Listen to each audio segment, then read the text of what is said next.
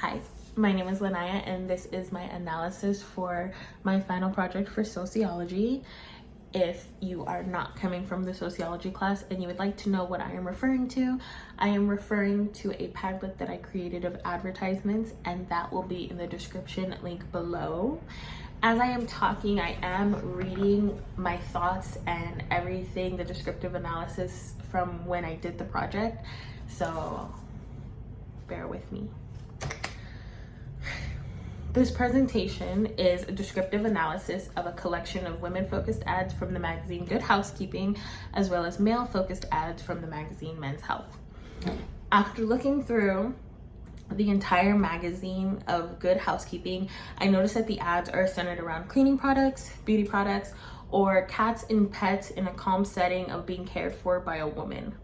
The magazine also featured many snacks that would typically make a woman feel guilty for not keeping up with herself. Many sweets and desserts were featured, but I chose not to include the images of them because I felt like they didn't really seem relevant to the overall message. The magazine Made for Women purposefully added advertisements of items that are expected of women to use. Women are typically expected to clean and care for the home. They're assumed to love and nurture the pets in the home. They're also expected to do these things while fitting a beauty standard. Advertisements are showing women with different lip colors, contoured cheekbones, and luscious hair. Women are expected to look this way all the time to appeal to a male counterpart. Not only are women expected to clean the home, love and nurture everybody in it, and alter her looks to make others smile, she's also expected to do all of this with a smile. According to these magazines, women have no reason to frown. Even in one of the ads for heartburn, the woman being displayed has the biggest smile on her face, because not even heartburn can make her frown. But what does this mean? Why is this the blueprint editors and magazine creators use? Why are women-focused magazines always riddled with bright colors and smiling faces? Do people assume that women are weaker than they actually are, physically and mentally?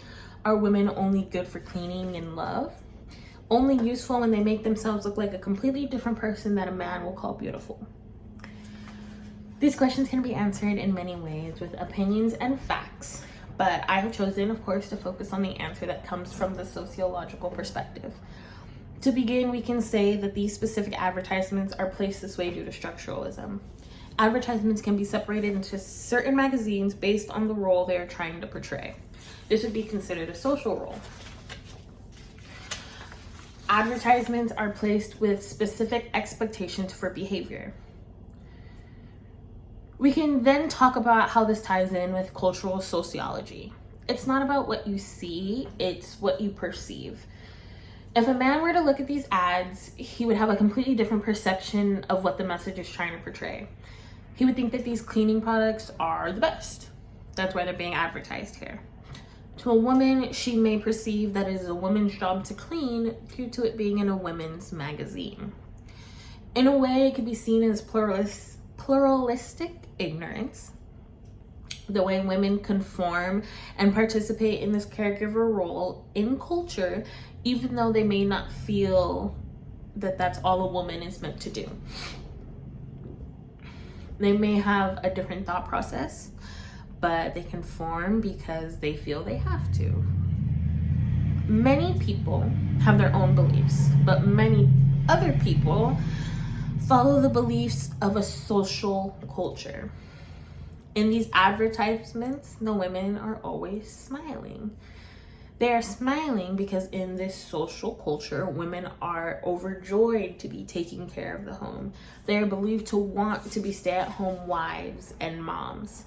There are also social norms.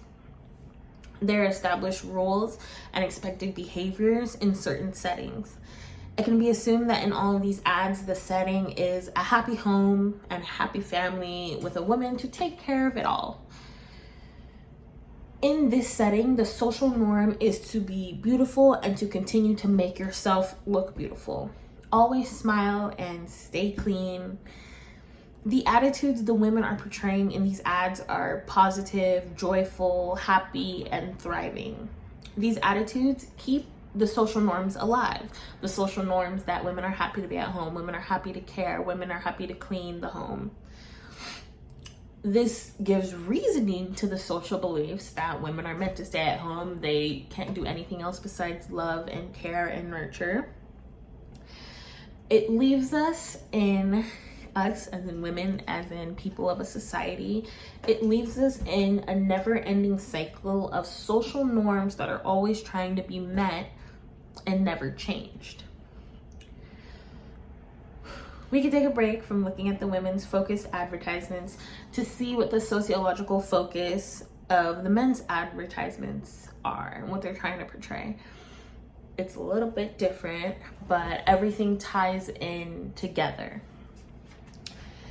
In the advertisements for men, the focuses were vanity, status, and health, compared to the women's ads where it was meant to display cleaning, caring, and beauty. I guess beauty and vanity are the same thing, but the vanity ads that were displayed for men were things that can help their surface, scent and clothing and things like that. For the women, the beauty was makeup, lipstick, contour, change your hair color, things like that. So it's different.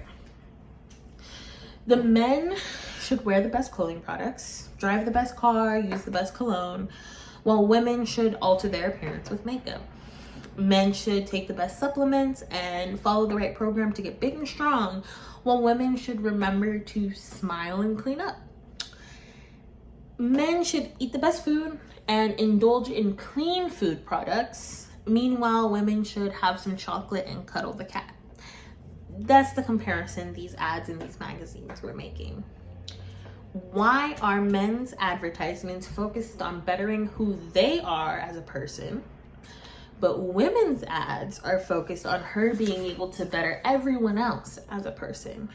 Why don't advertisements care about women being the best they can be for themselves? Advertisements will clearly always put women second.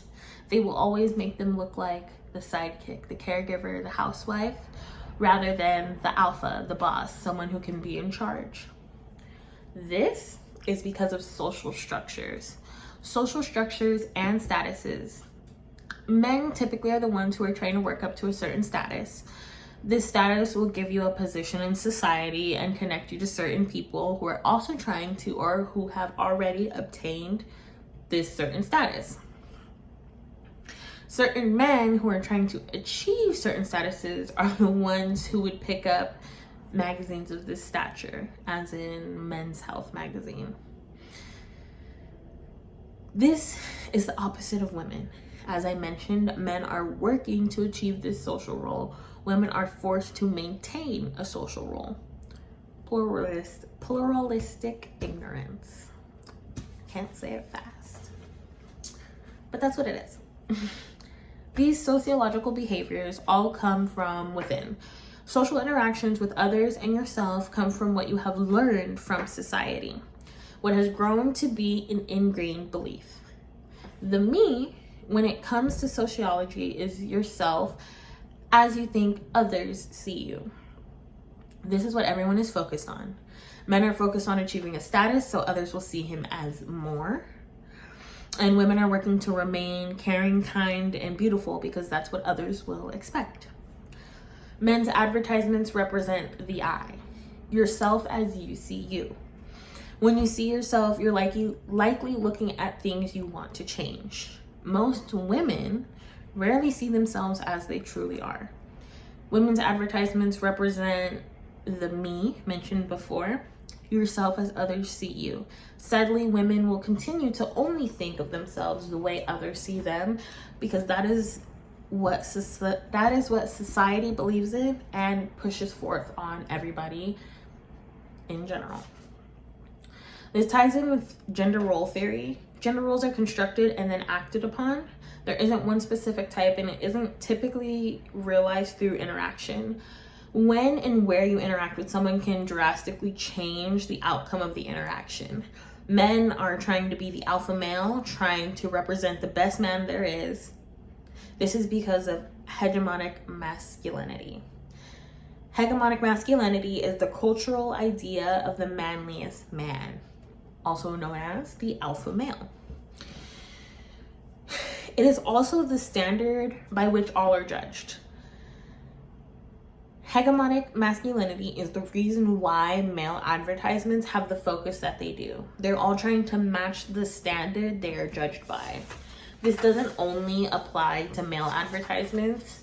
Women are perceived and act the way they do. The magazine advertisements are focused the way they are because of emphasized femininity. Emphasized femininity is ideal for what would be considered the very best woman. This is a woman that follows and is in compliance with the needs of a man.